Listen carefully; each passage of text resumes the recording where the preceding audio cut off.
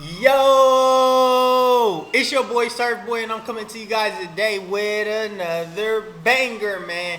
In this video, we will be reacting to Geography Now Germany. Let's get straight to it, man. All right. Lederhosen, Schnitzel beer, Bratwurst order, bread and beer, complicated history beer, no humor, EDM, and gummy bears that will kind of like give you diarrhea, but it's like worth it. Ugh, those are such horrible stereotypes that every German is so sick and tired of hearing. One gummy bear? Yo, Such horrible stereotypes that every German kind of like give you how diarrhea. do gummy bears give you diarrhea, bro? I never ate a gummy bear that gave me diarrhea. But it's like worth it. Ugh, those are such horrible stereotypes that every German is so sick and tired of hearing. One gummy bear? No, I don't want diarrhea. It's time to learn geography. Hey everyone, I'm your host Barbie. So, we've conquered Belgium's castle, jumped through Denmark's lagoon, danced through France's forest, and now we've made it to the final boss of the EU, Kingpin Germany. Level 1, begin. Kingpin Germany. I ain't You gonna know. lie, the only thing I heard about Germany was the Holocaust. That was the last thing that I heard, and that was the saddest thing that I felt happen ever when I seen people getting exterminated in the concentration camps, yo. The Nazis, man, that's the only thing I know about Germany is that, so it's gonna be a good one. You know why I'm smiling. Yep, Germany has a lot of territorial anomalies. We'll get into that in a little bit, but first, Germany is located in central Western Europe, bordered by 9 other countries. Don't forget little Luxembourg, with small coasts on the North and Baltic Seas, which they own about 50 small islands. Now, Germany, like the US, is a federal republic which has 16 smaller states, or Bundesländer, each with its own constitution, 3 of which are cities, the capital Berlin, Hamburg, and Bremen, which is actually kind of like 2 cities, including Bremerhaven on the coast, but they kind of act like one entity. Yo, I didn't know that. I didn't know that Germany had like 16 states that got its own constitution. That's weird. Or if I got that wrong, tell me in the comment section. But that's crazy. I thought Germany was like not free. Fun side note, Lower Saxony is actually geographically situated further north than regular Saxony. Now let's jump into the fun stuff. Now we already discussed the Jungholz Quadrupoint and the Vennbahn railway enclaves with Belgium and Austria. However, there's a few more. The entire town of Bussingen am Hochrhein is surrounded by Switzerland, whereas part of the Konstanz is cut off by the Rhine River and surrounded. Let me try to pronounce that. Brucerench Haronkam. That's weird, yo. I ain't gonna lie. That's real weird. Like Brucerench Wagrukum. Come on. By Switzerland, however, immediately across the river, a small kind of patch of empty vocabulary land do on the y'all German have side down there? actually belongs to Switzerland. Finally, they split the island of Usedom with Poland in the north. Germany is interesting because every state in the country has its own distinct culture, dialect, history, food, traditions. I mean, Bavarians will be quite drastically different from Schleswig-Holsteiners. Mecklenburg-Vorpommern will be different from Saarland. This all has to do with ancient and recent history. Basically, in the quickest way I can summarize this, Germanic tribes, Roman wars, Charlemagne, 3 kingdoms, this guy marries an Italian, creating a whole new mess called the Holy Roman Empire, made up of 300 smaller separate kingdoms, states, and dukedoms, which had nothing to do with Romans. Teutonic Knights, Brandenburgs became Prussia, Habsburgs became Austrians, Lithuanians and Poles made their own thing, whereas the Hungarians joined the Austrians. Wars, battles, Napoleon comes over and messes everything up, and finally, German nationalism surges, and in 1871, Otto von Bismarck creates the first proto-German unified state. And then they're all like, oh dang, we came late to this game, we gotta scramble for some colonies, and that's how all of these countries at one point spoke German. Oh, and also keep in mind, like 300 I get that, but like the Holy Empire and stuff like that, that's what I don't get. I didn't know Germany was like a holy empire and Napoleon was fighting for Germany. It makes me wonder, what kind of natural resources do Germany have? Like, what are they good for? Like, every country, every plottage around the globe has good or bad resources. What type of resources do Germany have? What are they fighting for? years before this, a German banking company obtained colonial rights to Venezuela for like 20 years. They were looking for the lost city of El Dorado. So technically, you can kind of say Germans colonized the Americas, but it wasn't like a nationalized conquest thing. Fast forward even more, and then you get World War I, the monarchy ends, Treaty of Versailles, they lose land, Nazis come in, World War II, Germany splits in two for about 40 years, and then finally, we get the Germany we have today. East Germany, consisting of these states, is today still quite different from the rest of Germany, as it was first. Germany lost World War I. Once Germany lost World War I, they went broke. And then that's when the Nazis came in and took over Germany, and that's how the Holocaust happened. Occupied and influenced by the Soviet Union. They are generally not as well off economically as the rest of the country, as you can still see the blocky Soviet-style buildings sprawled throughout the regions. In fact, the city of Berlin was split in half, and the west side was actually an enclave of West Germany, only accessible by train and highway. You can even see from a satellite image the divide. East Berlin still uses the yellowish tinted sulfur vapor light bulbs, whereas the west still uses fluorescent and mercury arc white tinted light bulbs. Now the funny thing is, although Berlin is the largest city in Germany, the busiest airports are actually Frankfurt, Munich, Dusseldorf, with Berlin Tegel ranking at number 4. Otherwise, some top notable landmarks and spots would be the Brandenburg Gate, the Valhalla, Cologne Cathedral, the Ulminster Church, the tallest in the world, the Berlin Victory Column, and hundreds of castles all over, the most notable one probably being Neuschwanstein, the concept behind Disney's Cinderella Castle. Germany also has over 400 zoos, more than any other country in the world, and of course everybody knows about the Autobahn, the highway system in which if you see this sign, it means there's no speed limit, and it's like that for a huge portion of the roadway. And Whoa, I ain't know that. Yo, I'm gonna have to go visit Germany. Germany actually look beautiful, y'all. I ain't know that they had big castles like that and stuff. And I didn't know that they had a freeway where you could just no speed limit. That's crazy. And that's dangerous. How do they do that? Is they just signing people up for their casket date or what? Like, what the heck? But it's definitely some beautiful natural resources there. As I'm looking at this picture right here, like the landscape, the clouds, the mountains, the trees, just it looks beautiful. But like a no limit highway, that's crazy. And the Disney castle, I didn't know that they had like the tallest church in the world and a Disney castle there. That's crazy. And no wonder, considering how vast and wide those cultivated countrysides can get. Time for level 2.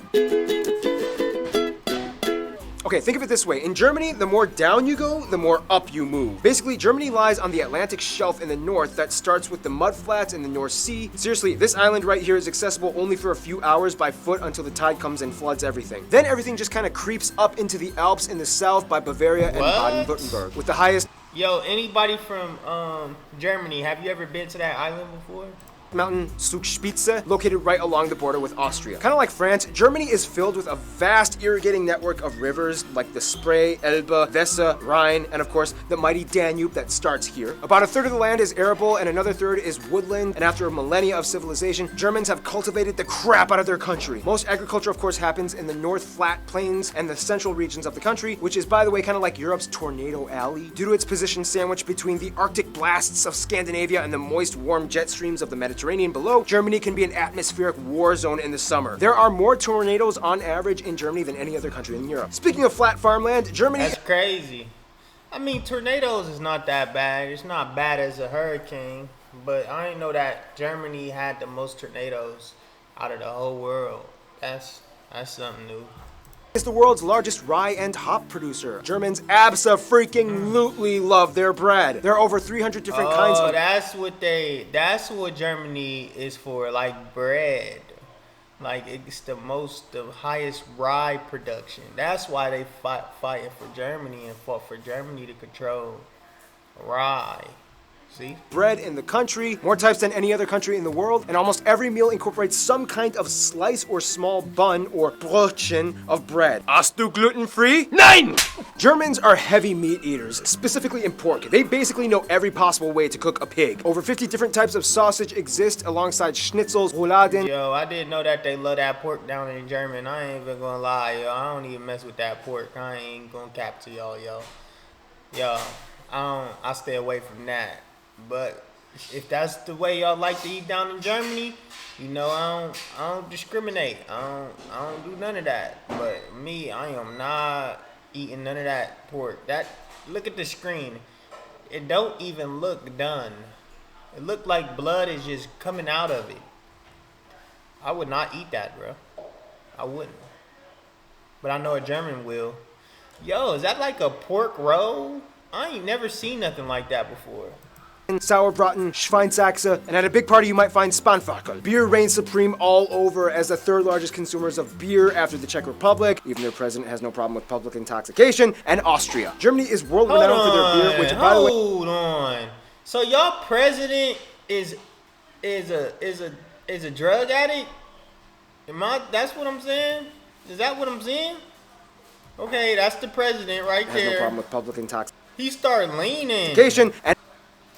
And Austria. Germany is world renowned for their beer, which, by the way, follows the Reinheitsgebot rule, in which That's they're only crazy. allowed to use water, hops, malt, and sometimes yeast. Nonetheless, about 1,300 breweries exist, pumping out over 5,000 brands. The oldest continuously existing brewery in the world, started by Benedictine monks in 1040 AD, can be found here. Germany takes the environment very seriously, and for the past 2 decades has been going on a major green revolution. As of today, they have the largest installed solar power capacity, and green infrastructure practices like home-installed turbines and solar panels have just installed solar power capacity. For the past 2 decades has been going on a major green revolution. As of today, Oh, now I see. For the past 2 decades, Germany has been taken over by the deep state, so they got a whole green revolution going on. And that's basically just sucking energy out the earth and put them into like wind turbines and stuff like that, and making people like drive electric cars and have electric homes. You know, something where they could just charge you more and more money to keep feeding their pockets. But it ain't gonna be like that for too long, my German people. Just keep praying, keep pushing, man. I know it's a hard time right now. Everything looks very, very dark. But guess what? You gotta see the dark to see the light. they have the largest installed solar power capacity, and green infrastructure practices like home-installed turbines and solar panels have seen a huge resurgence in the past 10 years. Yeah. Forests dominate the southern regions where the landscape gets hillier and mountainous, the most famous one being the Black Forest or the Schwarzwald in Baden-Württemberg. Look at Deer, that bears, beautiful boar. forest. Look at that beautiful forest. That forest is beautiful, yo. In the past 10 years, forests dominate the southern regions like, where the how landscape beautiful gets it hillier is. and Yo, I gotta go mountainous, the check most famous that one out. being the Black Forest or the Schwarzwald in Baden-Württemberg. Deer, bears, boar, foxes, badgers, and the national animal, the eagle, can be found thriving in these parts. Nonetheless, economically, Germany is known mostly for their exceptional engineering and industry production. Companies we've all heard of like Volkswagen, BMW, Mercedes-Benz, Porsche, Audi, Telecom, Nivea, DHL, Bosch, Adidas, Puma, Adidas, Puma! Yeah, it's kind of like the whole Biscoito Bolacha thing from Brazil. Remember? Well, we have mudflats, tornadoes, pork, beer, mountains. All that's missing is people. Level 3. Wow. Okay. So we got that far, y'all.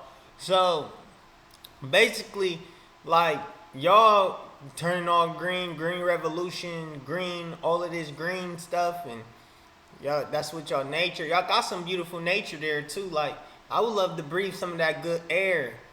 But I mean, we need to stand up as in Germany. We need to stand up, and we need to stand up fast. Because we need to get these deep state puppets out of here so we could drive oil cars and gas cars. You know what I mean? Stop taking energy from the earth, man. Take care of the planet.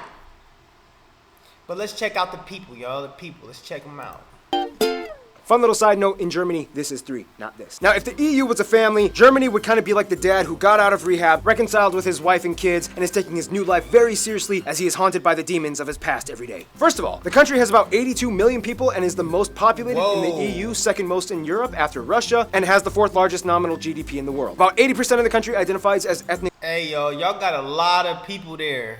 German, 12% other Europeans, mostly Polish, Italian, Dutch, and so on. Turks make up about 3.5%, Asians at 2%, and the rest are made up of other groups like Africans and Americans. Also, they use the euro, they use the C and F type outlets, and they drive on the right side of the road. Germany is without a doubt a global powerhouse. It is the strongest economy in the EU and makes up about 16% of the union's population. It's the 3rd largest exporter and importer of goods in the world. After the United States, Germany is also the 2nd most popular global migration destination. Germany experiences a high standard of living, tuition-free universities, if you get accepted that is, a mostly government-subsidized universal healthcare system, about a quarter is still privatized, and state pension for retirement at age 65. Now when it comes to See, that's like where Germany people need to stand up at. Y'all need to put all y'all faith into the government. Y'all need to start putting more faith into like people and bring that down to the local level. Y'all want the local and y'all want the people to control everything and not the dictators and the presidents that be lying on the news and all of the fake president, intoxicated president like I seen y'all had. It's time for him to go. We need to get some more strong leaders in there. We need to get our land back. We need to take care of nature there in Germany, man.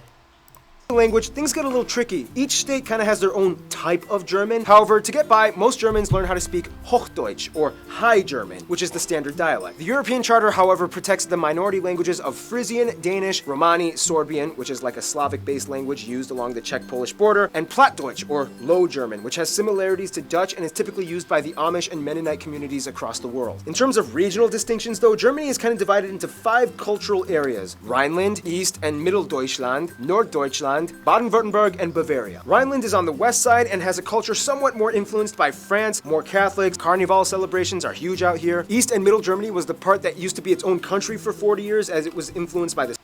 One question in the comment section. Y'all tell me what language y'all speak. All the languages y'all speak in Russia, which one do you speak? All the languages that he just said, which one do you speak?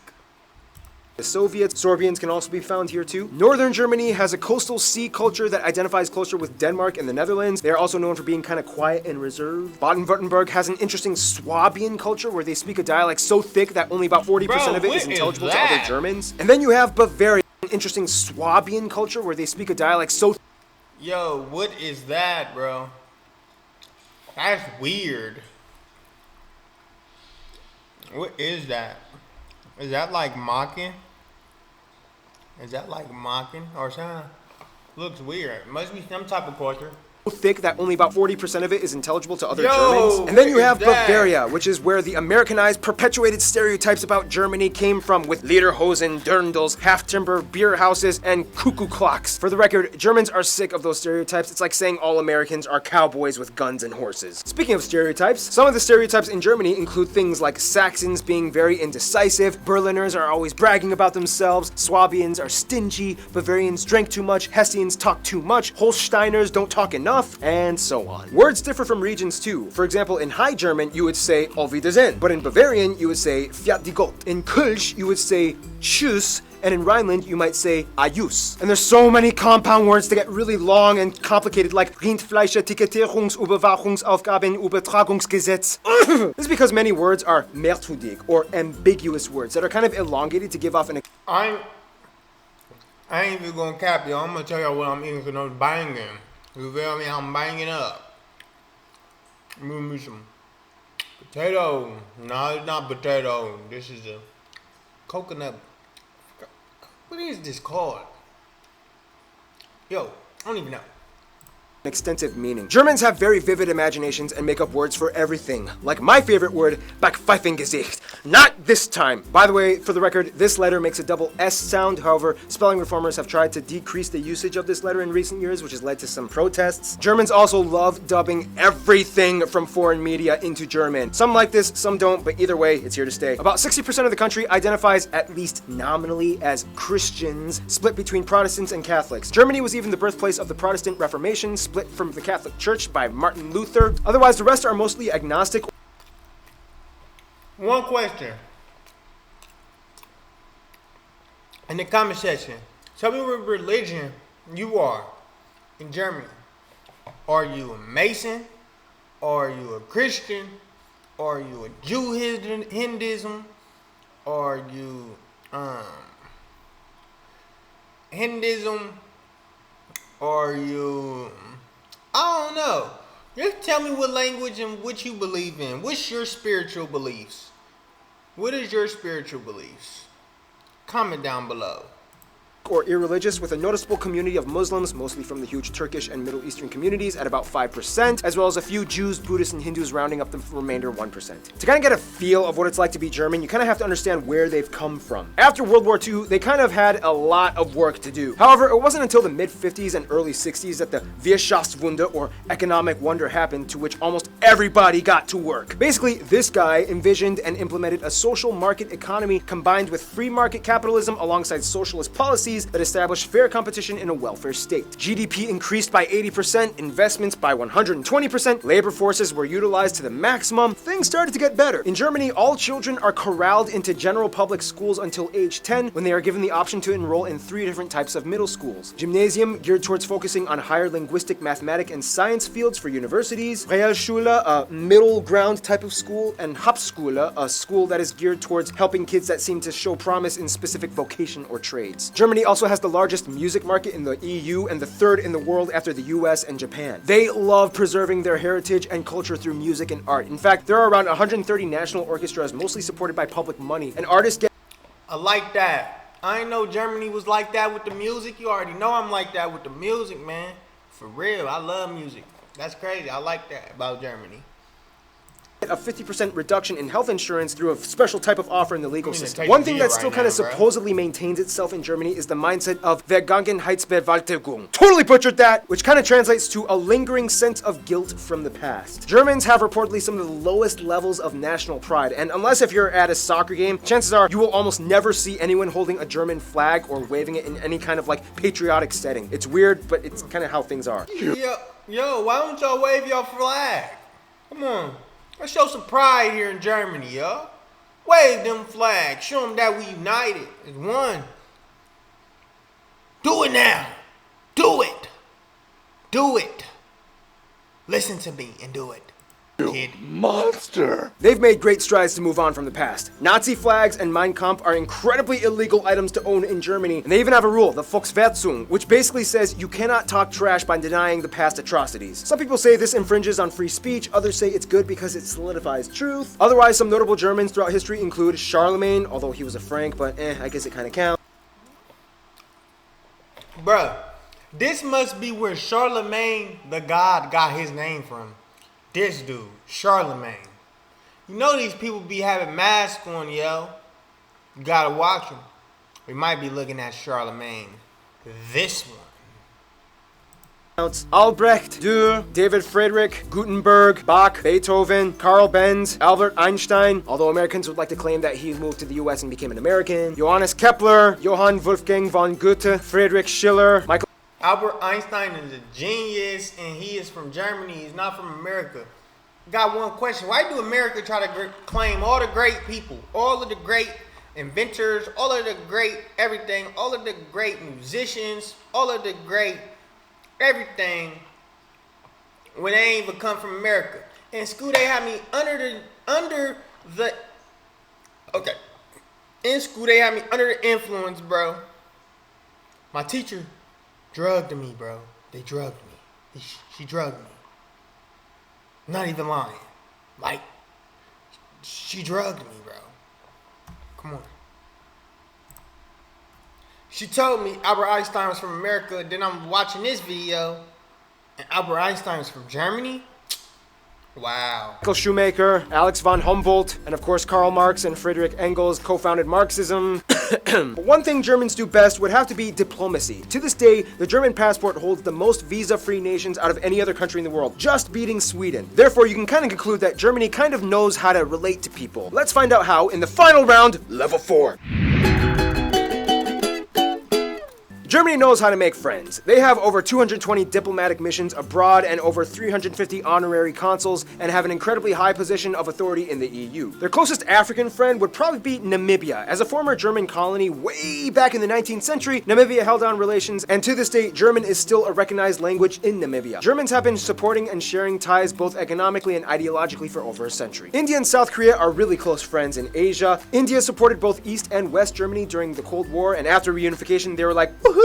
Even better! And Germany is to South Korea what Japan is to France. They love to piggyback off of each other's ideas and cultures, especially in the automotive industry. Many South Koreans were sent to Germany after the Korean War to work abroad and study, and Germans have been growing in fascination with visiting South Korea. The US is probably the closest ally outside of the EU. About 30% of Americans claim German heritage, and after World War II, the Marshall Plan allowed the US to give post-war aid to Germany, which helped kickstart the economic recovery. Germany was a key figure in the formation of the State of Israel after World War II, which after the Holocaust left an obligation to invest in the building up of...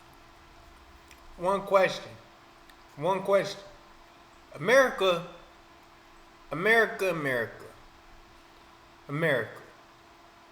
America. Come on.